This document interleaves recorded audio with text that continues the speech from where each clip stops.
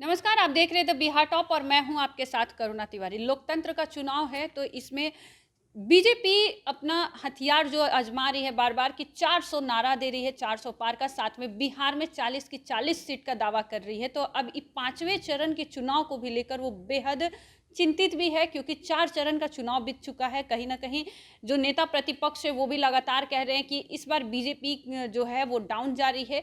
300 आ जाए क्या, वो 250 भी तक नहीं आ सकते। तो देखिए, बीजेपी बहुत ही चिंतित है पांचवें चरण के चुनाव के लिए। पांचवें चरण में इंडिया गठबंधन की चुनौती एनडीए गठबंधन से जीत छीनने की है। ऐसा इसलिए कि इस चरण में 5 सीटों में 3 पर बीजेपी और एक लोजपा और जेडीयू के खाते में गई थी। यह चरण बीजेपी के लिए इसलिए भी महत्वपूर्ण है कि इनके 2 सांसद जीत की हैट्रिक लगाने से एक कदम दूर है। बता दें कि इस चरण की सबसे हॉट सीट सारण लोकसभा है। यहां से पूर्व केंद्रीय मंत्री राजीव प्रताप रूढ़ी का मुकाबला आरजेडी सुप्रीमो लालू प्रसाद यादव की बेटी रोहिणी आचार्य से है।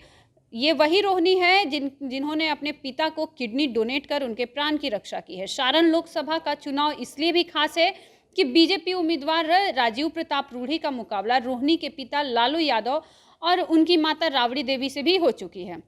बता दें कि 2019 का लोकसभा चुनाव भी लालू यादव के समधी चंद्रिका राय से हुई थी। इस चरण में रूढ़ी ने यह चुनाव 13,84,000 मतों के अंतर से भी जीता था। तब रूढ़ी को 39,99,086 मत मिले थे और चंद्रिका राय को 36,15,075 मत मिले थे। बता दें कि 2014 में भी रूढ़ी ने राबड़ी देवी को भारी मतों से के अंतर से हराया था। वही 2019 और 14 लोकसभा चुनाव में मिली लगातार जीत के कारण 2024 का चुनाव रूढ़ी के लिए न केवल जीत बल्कि जीत की हैट्रिक लगाने के लिए भी महत्वपूर्ण हो गई है।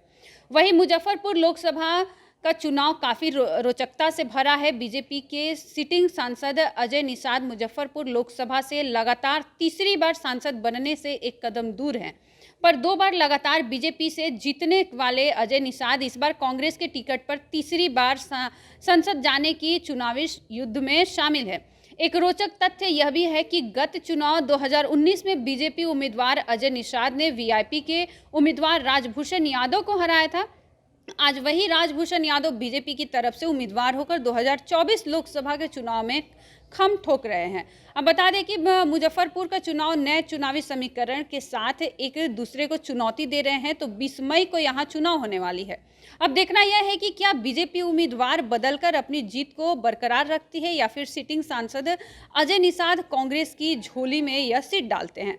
अब बात करते हैं मधुबनी की। तो मधुबनी बीजेपी का गढ़ रहा है। यहाँ के सिटिंग सांसद अशोक यादव हैं। अशोक यादव बीजेपी के नामचीन नेता हुकुमदेव नारायण यादव के बेटा हैं।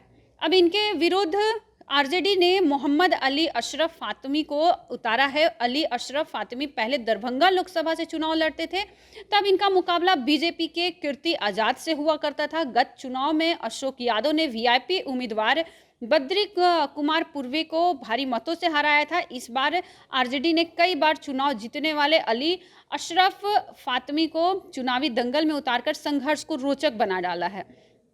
लगातार तीसरी बार सांसद बनने का सुख लोजपा के अध्यक्ष चिराग पासवान भी उठा सकते हैं, पर यह एक लोकसभा क्षेत्र से नहीं। 2 बार जमुई से जीतने वाले चिराग पासवान इस बार अपने पिता रामविलास पासवान के क्षेत्र हाजीपुर लोकसभा सीट से चुनाव लड़ने जा रहे हैं। बता दें कि इसके पहले चिराग ने 2014 के लोकसभा में चुनाव जमुई से लड़े और आरजेडी के उम्मीदवार सुधांशु शेखर को भारी मतों के अंतर से हराया था। दूसरी बार चिराग जमुई से ही लड़े और रालोसपा के भूदेव चौधरी को भारी मतों के अंतर से हराया था। इस बार चिराग हाजीपुर से चुनाव लड़ रहे हैं। इनका मुकाबला 2024 के लोकसभा चुनाव में आरजेडी के शिवराम चंद्र से है।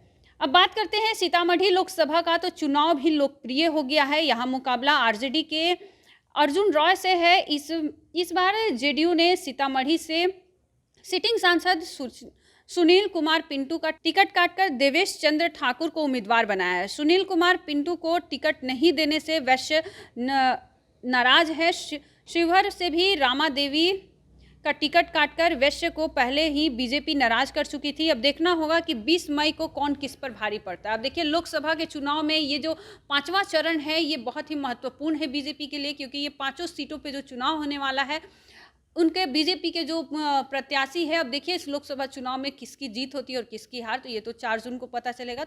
और देखते रहिए द बिहार टॉप।